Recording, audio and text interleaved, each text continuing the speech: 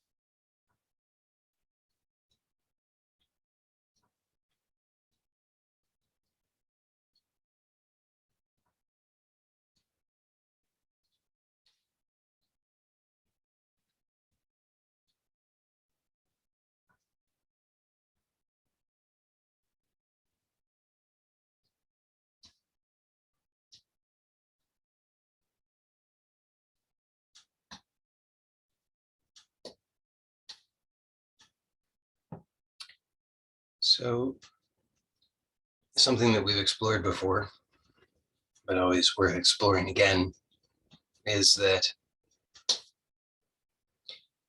it's very possible to have the right answer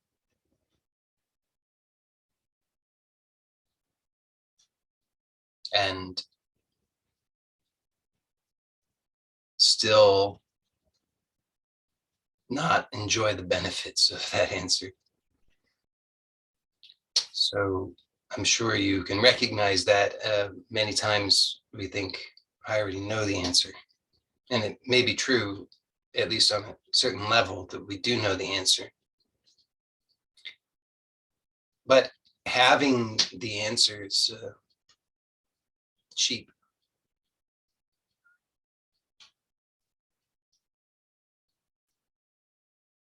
I mean, in today's world, when the answers are readily available, all you have to do is Google it, and the answers are there for you.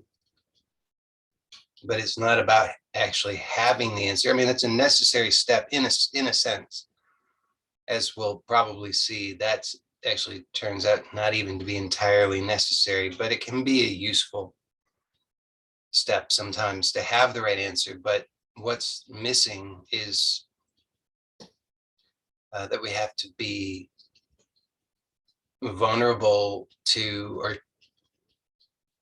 receptive to that answer. And this is where it gets tricky, because having the right answer, when you really look, and remember, I'm always inviting you to look now. So you look now, see what is being pointed to. You just see in your own experience right now that you have the answers. You have so many answers. You know the answers to so many things.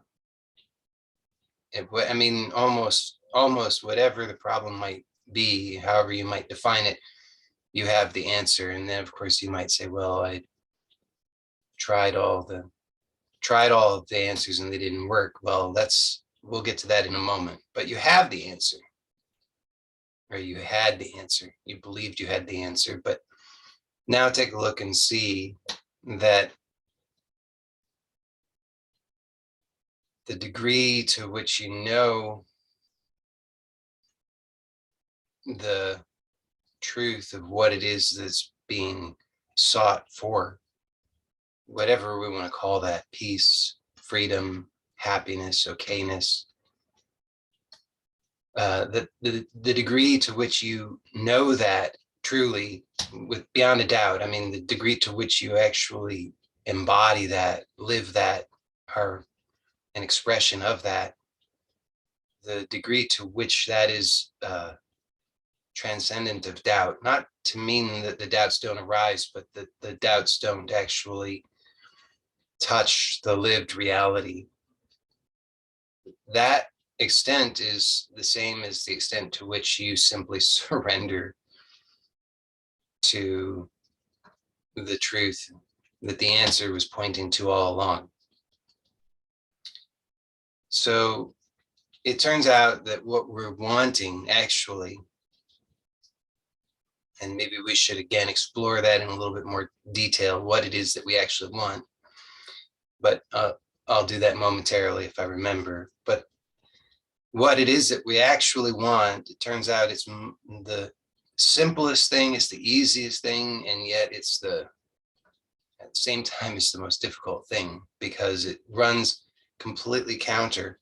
And I mean that sincerely. It's 180 degrees opposite to what it is that we are taught. So we are taught that the answer lies in having the answer, knowing the answer, being able to regurgitate the answer. If you can do that, then all will be well. But as I've pointed out, and I'm inviting you to look and see for yourself, that's never been satisfying. So it's like the difference. Well, it's like Papaji would say, it's like you're going to the restaurant and you're trying to eat the menu. Or put it in another way, it's like the difference between knowing where the destination is on the map and actually having the lived experience of being there. Completely different. And obviously, the knowledge, which is empty, here we're talking about worldly, empty knowledge of the mind dead knowledge, the knowledge of that can be repeated, that kind of knowledge, the kind of knowledge that can be tested. That knowledge is ultimately not satisfying. It can't possibly satisfy because it's dead. So Papaji would also say, well, why are you going to the graveyard? What are you hoping to get there?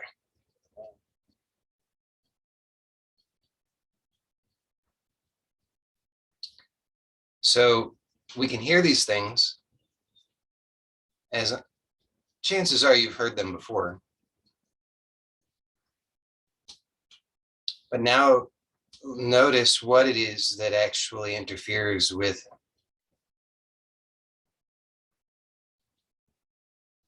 actually receiving. So this requires that this is not the kind of thing that anybody can tell you. I mean, I can point, I can suggest, I can hint, I can give clues, not just to frustrate you, but rather because the true answer, the living knowledge, which will satisfy because it's alive, that's only found in you. It's found now. It's found in this aliveness now. Now, that's not intended, as I say, that's not intended just to be vague. That's not so that you will not find the true satisfying answer. It's quite the opposite. It's so that you will actually look and find the truth now. So this is available now. If you make the mistake, which we all do, of trying to convert this into dead knowledge, which is the habit. So you have to see that that's happening. It's just a habit. The habit is there's a wholeness that's here. There's an aliveness that's a wholeness. You see that this has to be recognized, that aliveness is whole. The instant that we dissect it, split it up into parts, analyze,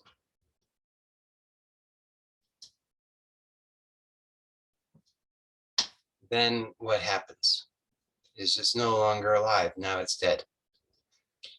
It's like, well, you see, that's what happens, isn't it? That you try to study biology and you try to study biology by dissecting. But you can't, biology being the study of life, can't actually be done in a laboratory under a microscope and with scalpels. It has to be done in this actuality of aliveness. So here we're interested in discovering that, which is available here and now. So the invitation, again, right now, what I'm proposing is look to see, if you just accept for a moment, you don't have to believe, just accept as a starting point for your inquiry. that what's being said is true, that that the actuality of the answer, the living knowledge that you're seeking, which may not be what you think you're looking for, but what it is that you're actually looking for, what will truly satisfy, that's here and now, and that it's you, and that it's not at a distance, and it's not going to be found later, it's going to be found now. And so if you're willing, you can accept that as a starting point, and then you just allow yourself to discover now what it is that interferes with the full realization of that. Because now notice how different this is from what it is that we're normally doing. It's important to see, because what we're normally doing, because this is what we're trained to do, is we analyze and then synthesize. So we take things apart, we dissect, and then we try to construct. So we try to break something down into its component parts. This is how we're taught, that there is such a thing. There's these things, component parts, that you can take something apart. And then it's through this process of taking it apart that you will understand it. And that then you put it back together. And then you have the answer. But again, notice that this has not been satisfying. It can't be, because it's always, that's a spectator sport. Life is always at a distance then. Life is something theoretical rather than actual. It's something that you're moving toward rather than something that is at the source or the essence of your very being. So notice it's completely different what's being offered and proposed in this instance right now.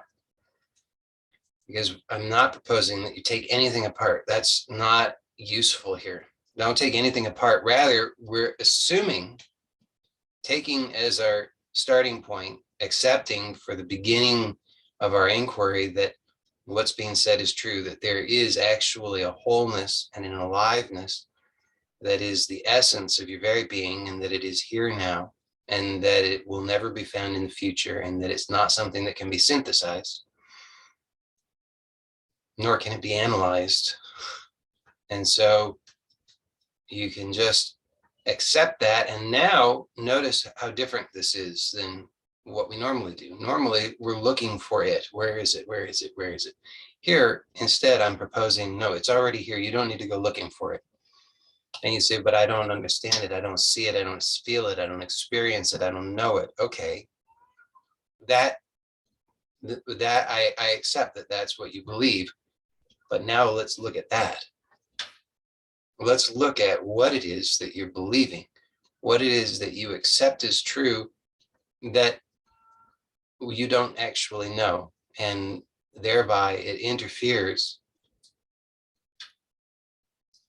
with the direct realization of the living knowledge. So if, this might seem strange, but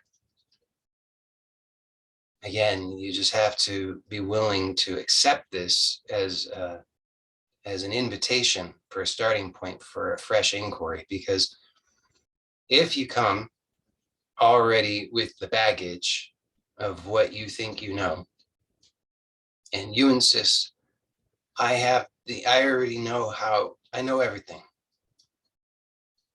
then it can't work, because you're just dragging in dead knowledge. It's not living knowledge, and what you want is living knowledge. So here again, you have to be willing just to accept. This isn't about belief. It's not a brainwashing process. I'm not trying to cause you to believe that 2 + 2 is 5 or anything like that. This is not about that. Rather, it's a starting point. It's an invitation, and it should prompt some curiosity that how, this should seem like this is a little bit strange. How is this? What is this? What is this that's being said? What is it that's being pointed to? I thought I already knew everything, but here it's being said that I already know everything that I can know with my mind that can be analyzed, but I don't know anything at all about the living knowledge, and that living knowledge can't be had in the way that I've approached everything else. So instead, I have to start to look at it in a different way. So this is, again, where we touched upon this last week, that here it's a process of learning. It's not a process of, now you see the difference. This is a process of learning. It's not a process of memorization. So memorization is, as I've said, cheap. And that's what we've been told is the same as learning, but actually that's a terrible deception, because it's not. It's an inversion of learning. True learning is challenging. It challenges to the very core, because it is requires an openness and a receptivity to, and a vulnerability, because there can't be any armoring of what I already know, because anything that I think I already know interferes with the true learning. I read about this guy who was challenged by some of his colleagues. They said, well, we've invented a bicycle, and but we've rigged it up so that when you turn the handlebars right, it will steer you left, and when you turn the handlebars left, it will steer you right. And we don't think you'll be able to ride it. And sure enough, he couldn't. So he worked at it every day. Every day. It took him, I don't remember, like 9 months, I think. And then he was able to do it. Now, the temptation all along the way is to do, maybe you know the story of the sour grapes. If you don't, I'll tell it to you briefly. It's one of those Aesop's fables.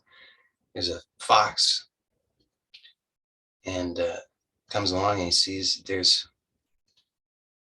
some grapes, some wild grapes hanging from a vine, and he says, "Oh, those look delicious. I want to have some of those grapes." And tries to reach them, but he can't. And then says, "Well, maybe if I jump, I could get him." So he tries to jump and he can't get him, still can't reach him. And then he thinks, well, maybe if I got a running start, I could jump high enough to grab him. So he runs and he leaps and he still misses him. And then he just concludes, well, they're probably sour anyway. And he goes along his way. So this is the process of learning, is that we have to be willing to let go of everything that we think we know. We have to be willing to be exposed to everything. Everything is at risk. We could fail, we could be humiliated, we could be totally wrong.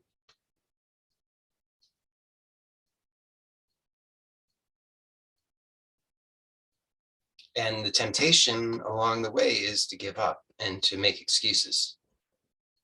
And it's easy to come up with the excuses. I mean, there's so many reasons. All you have to do is, Google some other thing, or search it up, search for a new video on YouTube, and you've got it. You've got some excuse, some reason, because this is clickbait headlines. You're doing it all wrong. Everything you think you know about how to be happy is wrong. Well, that's, I guess, what I say. But everything you think you know about how to be happy is wrong. Click here, watch my video, and I'll tell you the other answer.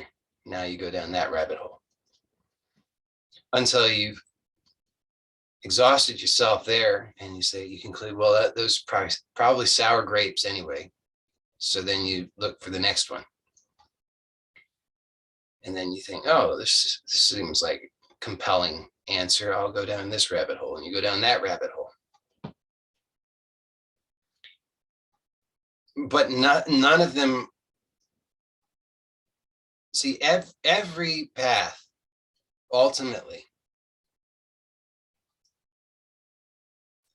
and this might seem strange, but ultimately every path, any which way you go, any angle you take, can lead you to the discovery of what it is that you truly want.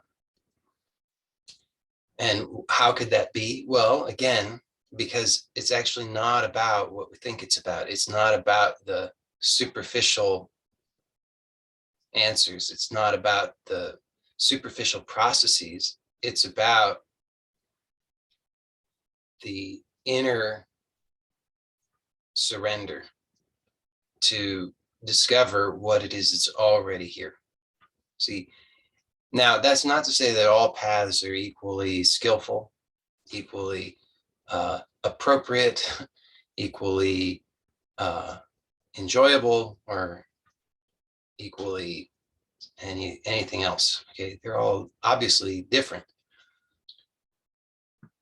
But no matter what you do, eventually it's inevitable. It's just a matter of, I guess, time, that eventually, whether it's now or next week or uh, a billion years from now, there will be a discovery of, this aha. But my suggestion is don't put it off, because whenever it happens, it will be now. And it doesn't require external knowledge. It doesn't require that you don't have to have the right anything. See, nothing, it's unconditional. None of those things are required. You don't have to know the right rituals. You don't have to know the right practices. You don't have to know the names, anything, because the ultimate answer, which is the living knowledge, is already existent. It's not created. It's not something that's dependent upon anything. Everything else is dependent on it.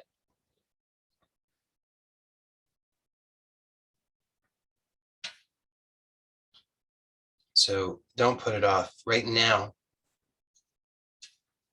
look to see what it is that's provoked in you. So this is a lot of talking, but now look to see what's happening in you that obscures the direct realization of what it is that's ultimately satisfying. And hopefully you glimpse it now, but maybe you're not sure what it is that you're even looking for. So let me try to make it clear.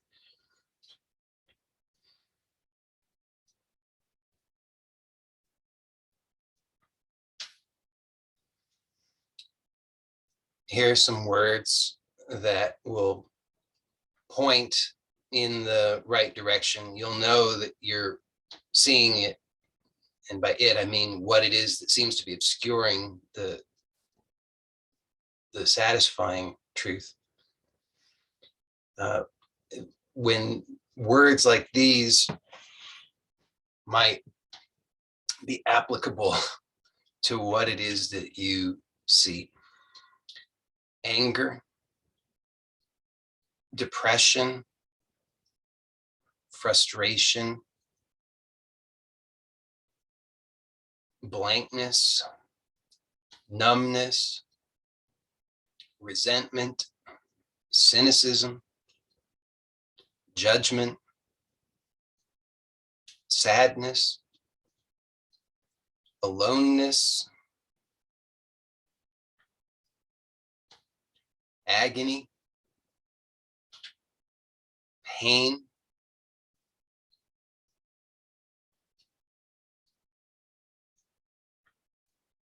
those are some of the ones that come to mind.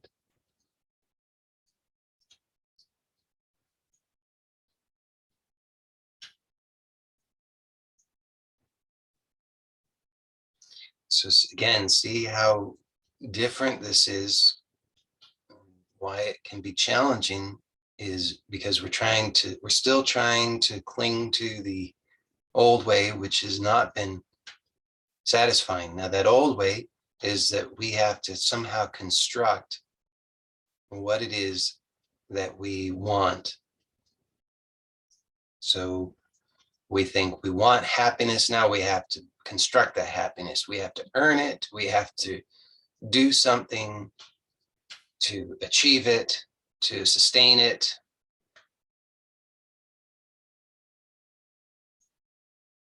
And you can substitute whatever word you want there. It doesn't have to be happiness, but whatever you think you want. You see, this is the game that we're taught to play, that you're supposed to create it. But here, what I'm suggesting to you and inviting you to look and see is that is actually deeply painful. It's deeply painful because it's very painful to pursue a lie, particularly when we know deep down, whether we admit it consciously or not, that it is a lie. So it's deeply painful, but we don't know what else to do because we're afraid. And that's the only thing that's been offered up to now. But here, something truly fresh is being pointed to, and there's an invitation open. And notice, actually, if you really start to accept this, you'll start to notice what a relief it is. So again, what I'm proposing to you is that what it is that you truly want, what will really satisfy you, is already the case. It's already existent. It's not at a distance. It's already here.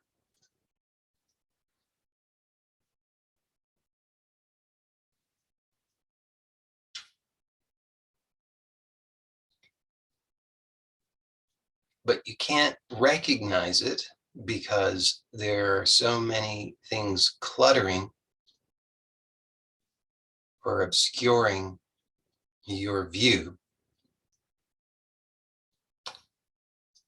Now, I want to point out something about that, which is that you don't actually need to see it, which is a little bit funny because I often say that you need to see it, but you don't actually need to see it, because that's like what you're seeing in that case is not it. You're seeing yourself reflected. But seeing yourself reflected, seeing that reflection of truth is very helpful oftentimes, but it's a stepping stone. So it is possible that doesn't need to be seen at all, that it can simply just be realized. So I do want to make that point, but more often we first see it reflected. So to the degree that you need to see it to believe it, so to speak, then what interferes are these things that you are seeing instead of the reflection. So whatever it is that obscures that reflection, the clarity of that reflection.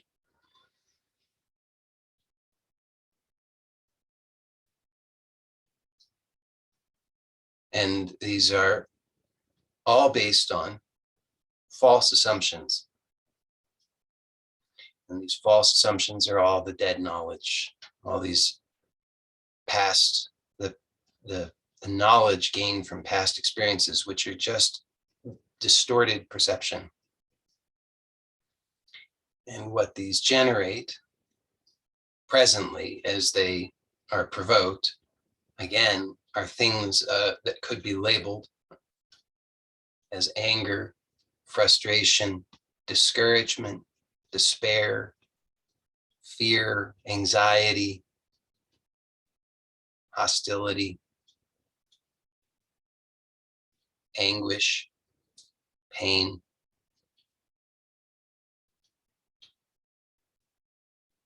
And if you're not sure, well, if you're just looking sincerely, whatever you recognize, that's it. That's what's obscuring the clear seeing of the pure reflection of truth.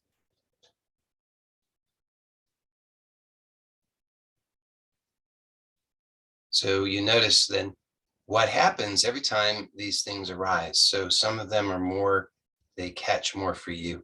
So we all have different conditioning. And so for some people, what really gets them is shame. And for some people, what really gets them is pain. And for some people, what really gets them is anger.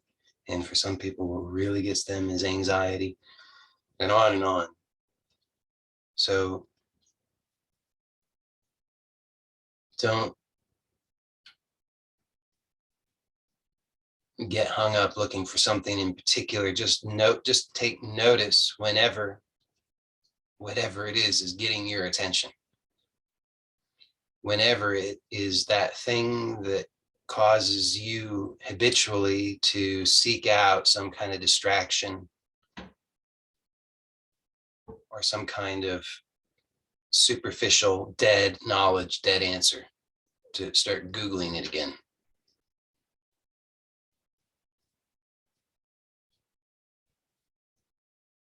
Now, hopefully, I've brought you very close, helped you become very intimate with that. So just start to become familiar with this. So again, remember, the starting point here is that what it is that we truly want is already here. It's already unconditionally so. However, you don't recognize it.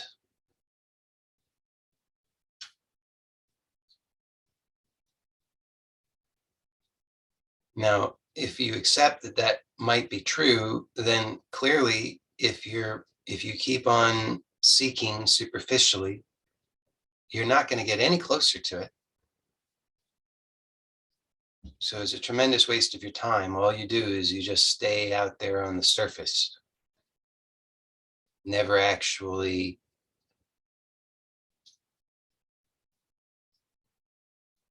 being more intimate with this unconditional reality that's already here. You just keep on insisting that you already know. And you say, well, this isn't it. How do I know that it's not it? Well, because it doesn't feel right. And how do you know it doesn't feel right? Well, because I just would know. I would definitely know. I would know how it would feel. It would feel wonderful. Well, how do you know what wonderful feels like? Well, I just would know. But how would you know? You see, all of this, these are just answers. They're dead answers. It's dead knowledge based on past experience. So you already have a prejudice. And you think maybe you're immune to that because you think that no, it's just it's natural to know when something is right and when it's wrong. But look and see what is actually happening and see the effects of blindness and prejudice. And it's not hard to recognize then that all kinds of terrible things are done in the name of goodness, but that are really just evil. And that it is born out of prejudice and ignorance, but without the willingness to be vulnerable to learning, to actually discovering. So if you can see that, which you surely can, then recognize that you're being offered an enormous gift. It's a rare gift. It's the gift of freedom. It's the gift of peace. It's the gift of a lifetime, of many, many lifetimes. And it's very precious, so don't pass it up. So whatever conditioning is provoked, whatever boredom, frustration, anger, impatience, or whatever else may be stirred up, see it with a fresh look. See that far from being what you thought it was, it's actually an invitation to be truly intimate with the truth. So normally when those things arise, you just see what you do. Boredom, what do I do? Where can I look for an answer to boredom? Anger, I gotta just distract myself. I gotta get out of here. Gotta do something. Or I gotta change my state. I've learned that technique. What is that technique? I'll do that thing so I can change my state. But see, changing your state has also been dissatisfying, even if you can succeed in it. Because eventually you get to this point where you realize, and then what? So I can change state, and then what? Now, you might think that seems crazy, but even if you could change your state to what you consider to be happy, eventually what you consider to be happy, you realize that's not happiness. It's a state. And ultimately it's empty. And then what you used to consider happiness becomes a source of tremendous pain. So what's being pointed to here, the true freedom, is not a state.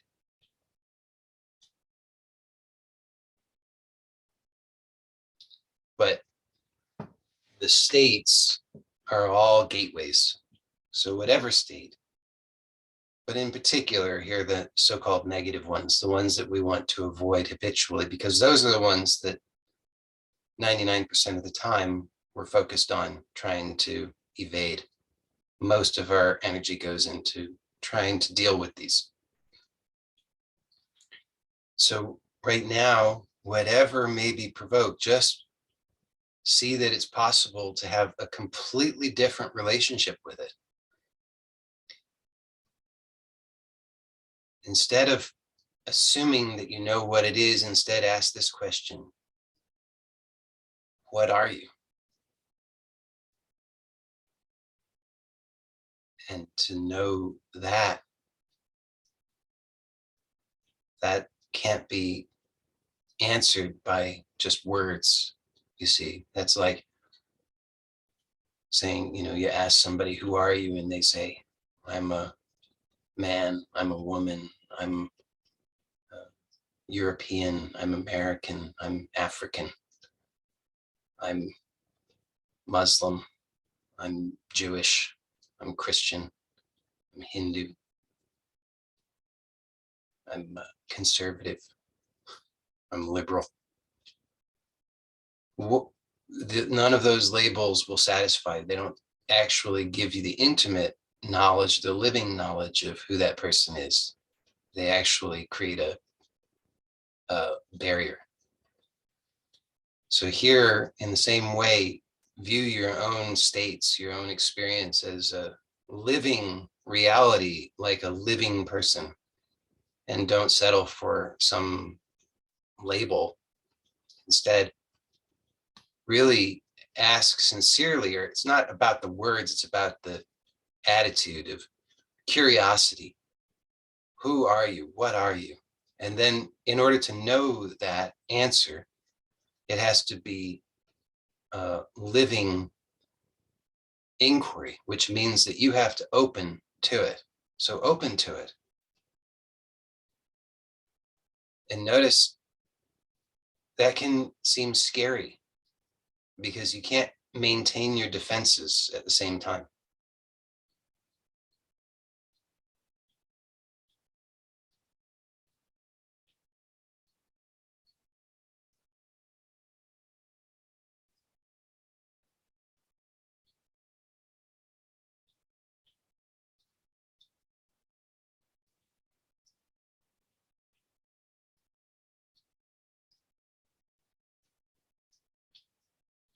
and just keep remaining open with this curiosity.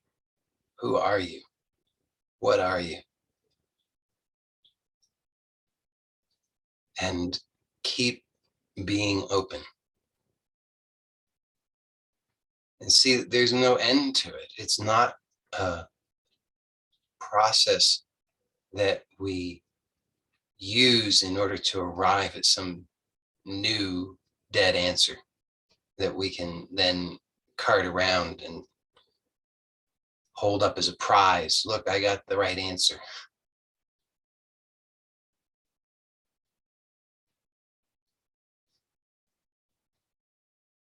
Because that won't do you any good.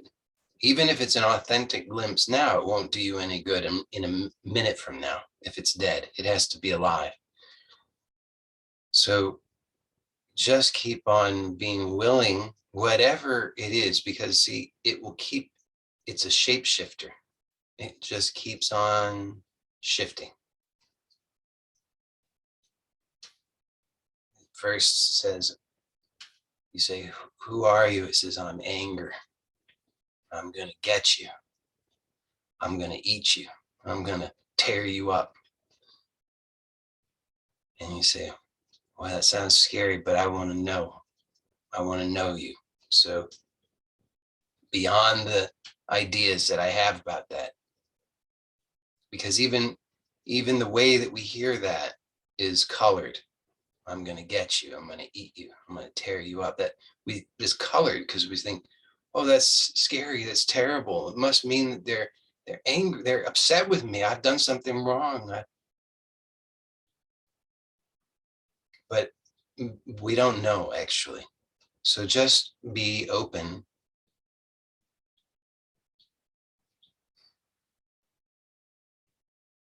And then it shape shifts.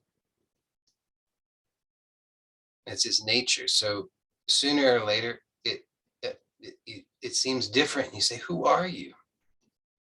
And then the answer is a different answer. Now, if you stop there, you just have another dead answer. You say, oh, I know the answer. It's not anger. It's not anger. It's okayness. Oh, I've got the answer. Now you start holding satsang, you know?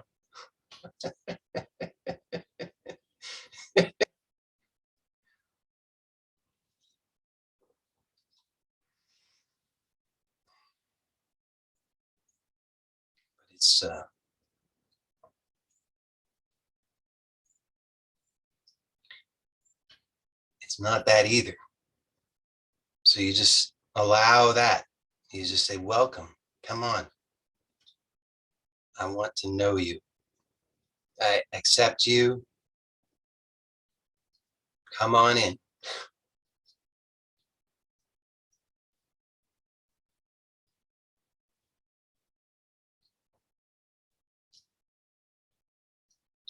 And whatever it is, don't stop there. Whatever the answer is, whatever you think about it, don't stop there.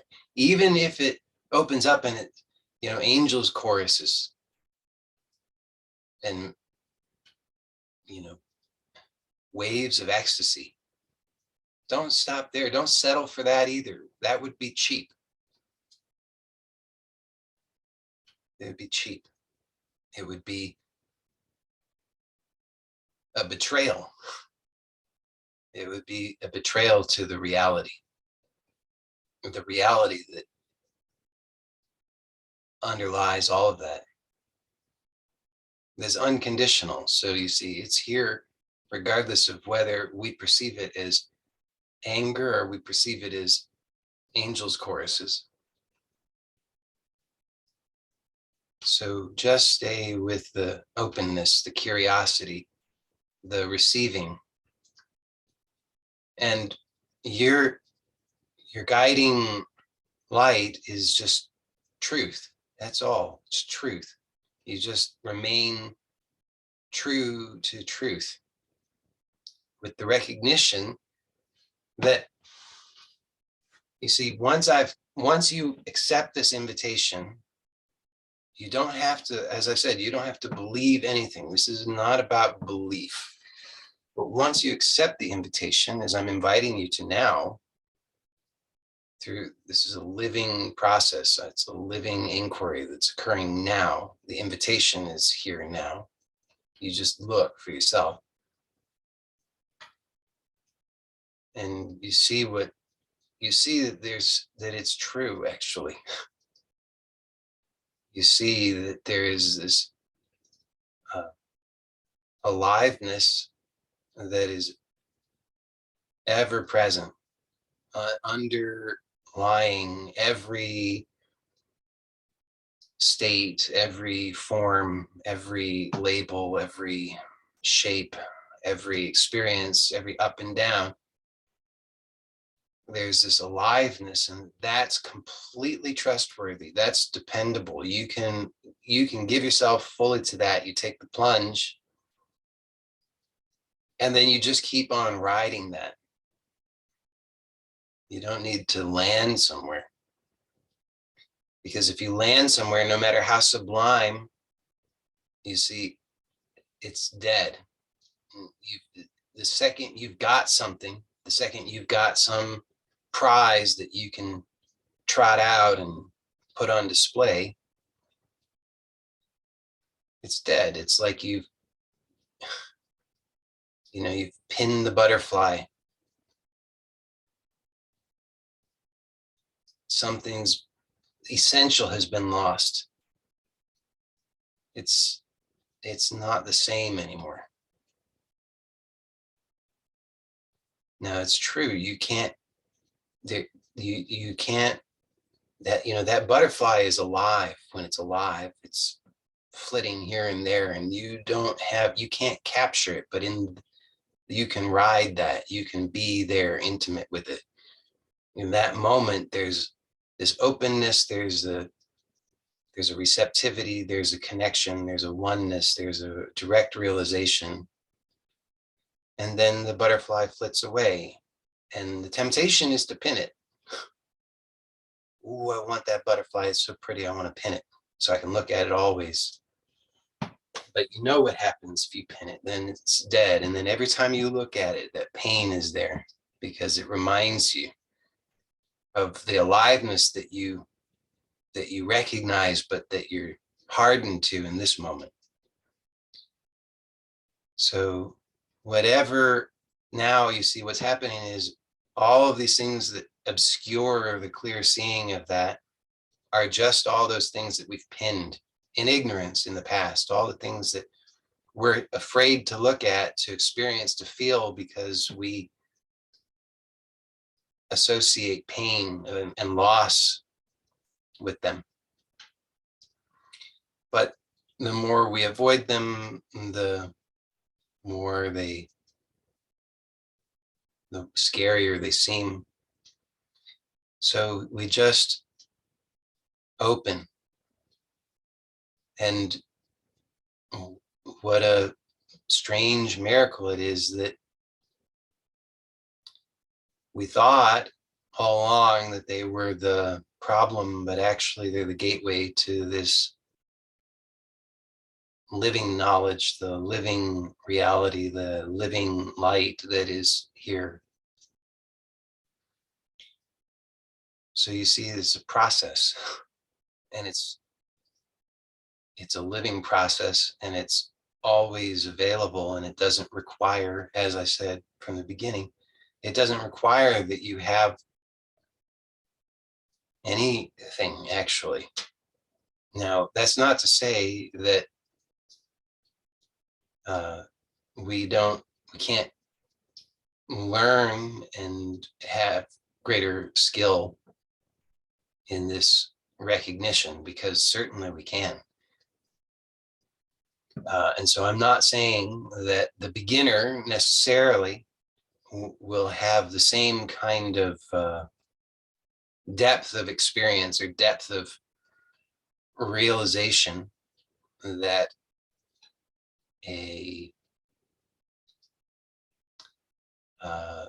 somebody who's experienced will have. But what I am saying is that we have to start where we are, and wherever we are, it's like we're all, you could say we're all learning to surf. It's one ocean. So wherever you are, whatever skill you have, it's still one ocean. You're still communing with that one ocean.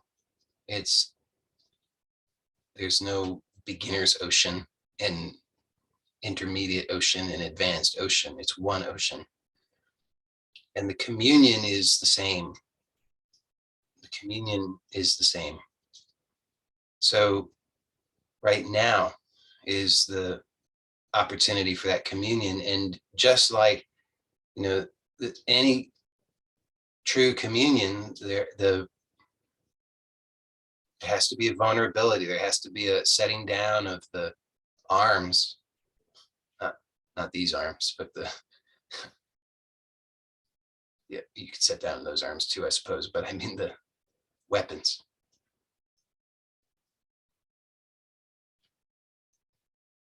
And the weapons that we hold so tightly to are the ones of the dead knowledge, so ones that where we insist, I know what this experience is. I know that it's bad. I know that I need to do something about it.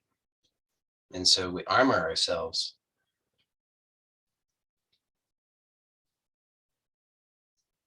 But again, this is a radically different invitation, radically, in the true meaning of the word.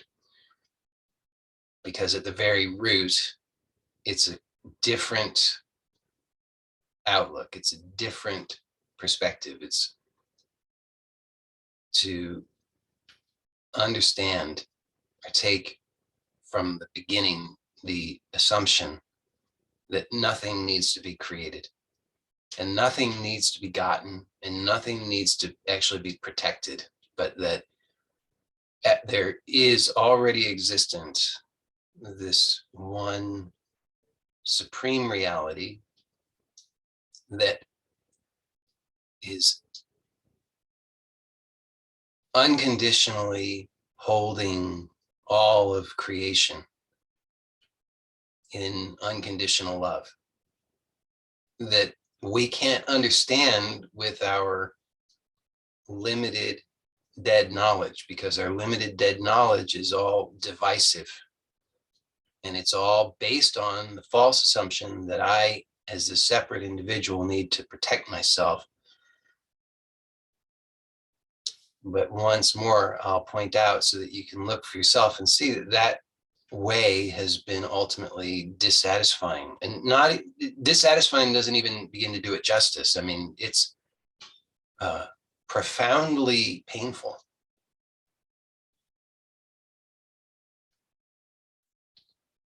And this new invitation, I mean, new, not new to you. I don't mean like I've innovated anything, but new to you in this moment, this fresh invitation is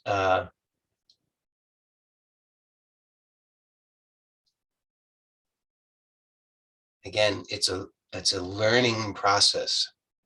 So you have to drop the expectation that you can accurately judge, particularly at this point, but really at any point, but that you can adequately judge whether you are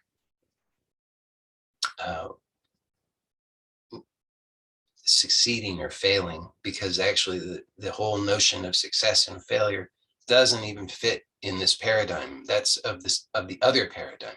So anytime you're judging whether you're succeeding or failing, you can be certain that you are just falling into the old trap of the old way. And the old way is only going to lead you to more of the same.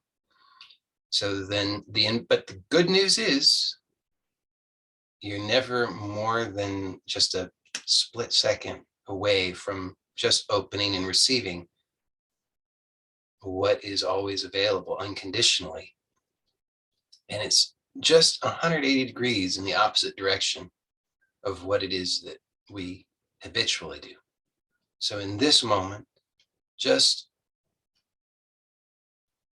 surrender. And you don't even have to know how to do that, because if you say, well, how do I surrender? Then you're just putting it off. The true surrender is available in the instant that you just say, okay. And you just notice right now, as you just say, okay, you just say, all right, I surrender. And then don't make any effort. Don't make any effort to understand it, to get anything, to hold anything, to be anything. Don't try to do any of that, because that's unnecessary and it just makes it more painful than is necessary. Instead, you just surrender. You just don't make any effort. And the beauty is that everything is now taken care of. In this instant of surrender now, just feel it and notice that the truth of what I'm saying is that everything is taken care of. Now, if you start thinking about it, and then you start having doubt, you say, well, wait, are my bills being paid? That's thinking about it. That's about some other time. And I'm not saying that that mode of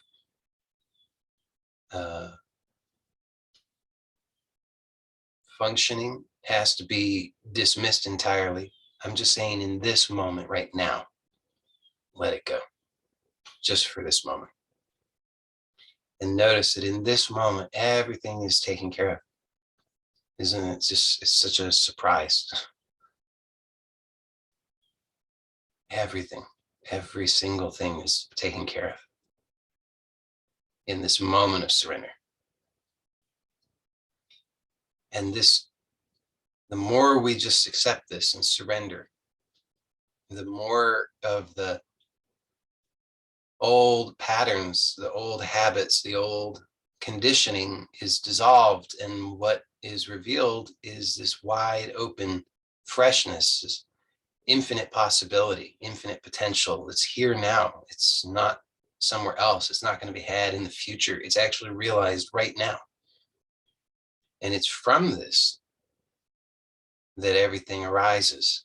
So here we, in the most surprising way, we discover through surrender right now. And again, you don't have to know how to do that.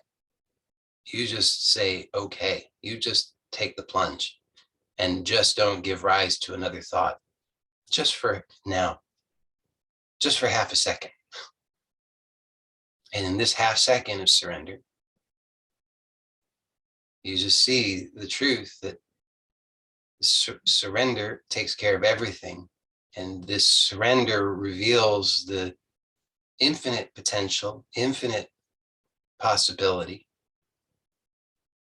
and also unconditional peace right now. So now the question is that it? Well, yeah, kind of. And, but I think the reason that question arises, well, is that it? Is because there's still this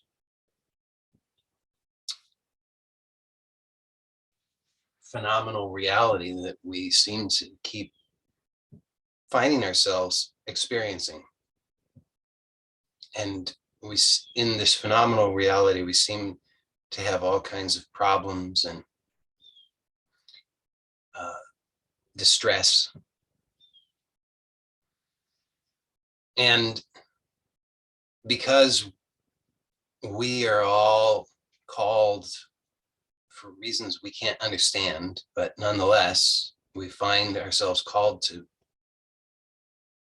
be in this world, not just to merge with the infinite and just, walk around and not respond to any name or anything like that. but rather to still have to be functionally participating in this phenomenal reality, which is very strange, but nonetheless, you, like me, find that that is the case over and over and over and over. And so then this question, well, is that it, arises in part because we want to know, is there some relationship between what we discover here in this surrender to unconditional peace and what's possible in the phenomenal world? Or are they actually separate? Well, so the invitation is to continue the inquiry, to take this inquiry into all of life and to begin to look moment to moment and see if it's if what I'm about to suggest is true. So what I see through this inquiry is that the same basic process that I've outlined is always, in fact, what's happening. So with that, and what I mean by that is that in these moments where there seem to be problems,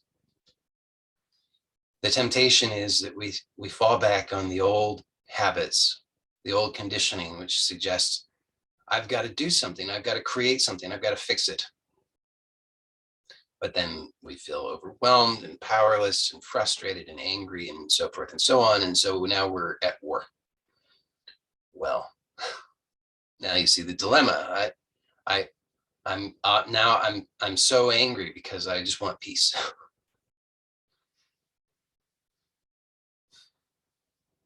So now notice something about this. Notice that what's provoked is exactly what it is. What I'm saying is the same basic process. What's provoked in these moments when I feel powerless, hopeless, I don't know what to do, overwhelmed, frustrated with the circumstances and situations in my life. Same exact thing is happening that's happening when I was prompting this inquiry earlier, which is you start to notice that there's all of this conditioning that surfaces, and there are assumptions that happen very quickly, which say, I know what these experiences are, and I know that they're bad, and I know that I need to do something about them. Notice that that's what that orientation is. That's from the old way, which is that I know. So now there's me and there's the experience, and I know something about the experience. So we're right back in that old paradigm, which is proved time and time again to be dissatisfying. Well, here's a new, fresh possibility that we can actually produce real change and transformation in the phenomenal world, in our experience, by continuing or extending this inquiry and having the courage to be vulnerable to our own experience and allow ourselves to be intimate with our own experience just by surrendering in the moment and saying, I don't know. This is the truth. I don't know what this is. So let me now be curious. What are you? And this is not to just settle for the answers, again, the superficial answers, but to be open to the living knowledge that flows. So the living knowledge is an ongoing revelation. It's just the discovery, the fresh discovery now of the aliveness of this experience, rather than settling for the deadness of the conditioned knowledge. So I have the experience that I call frustration, or that I call anger, or that I call anxiety, or that I call whatever I might call it. But in the moment, in this moment right now, if I'm just willing to be open and just witness, then I'm fundamentally changing my orientation from being at war to being receptive. I'm just receiving, just as it is, not judging, not condemning, not with an agenda necessarily, but just with a true, sincere openness to be intimate with this experience, which is my own experience. Now notice what starts to happen. So you already have discovered this, because as long as you've been following along, as long as you've been receiving this invitation for the past hour, you're just looking for yourself, you already know, because you're seeing it happen. You start to see that what unfolds, what reveals itself, is this pure light of unconditional peace that pervades. And so, but it starts to become clear. So it actually starts to extend into this world. So just play along with me right now. First of all, just surrender completely. Just drop all the assumptions and just be willing to just be here in this moment without having to know how, just for one instant. And then just tell the truth about what you find here, which is that it's just wide open peace, wide open freedom, wide open okayness, limitless. And then have the courage to imagine unconditional peace expressing fully and freely in your mind, in your body, in your home, in your relationships, and in your community. And here, just notice whatever objections might surface. It's just the conditioning. So just notice that, because here we're very much not trying to get rid of them. We're not trying to overcome them. We're not trying to defeat them. We're not trying to ignore them. We're not trying to do any of that. We're actually doing the opposite of that, which is we're welcoming, inviting, and open and receptive, non-judgmentally, to whatever it is that's here. So we have an open door policy. Come on in.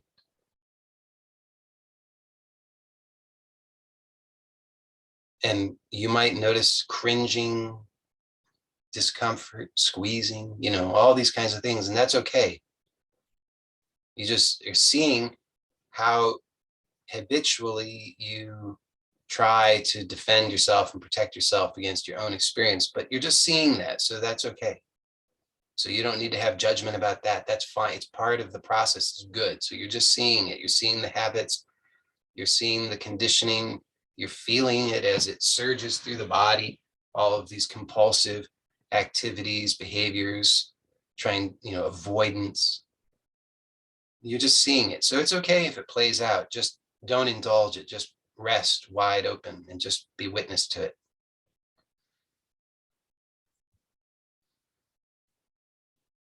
And then tell the truth, which is that it invites this pure light of unconditional peace here into the phenomenal world, into your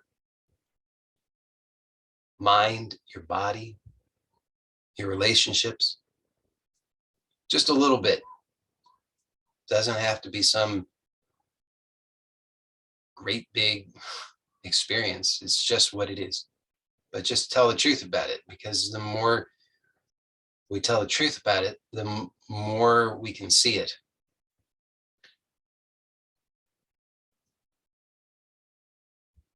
And that's it. It might not be fancy. It might not have a lot of steps to it, or it might not be clear in the mind, but bit by bit, something is happening.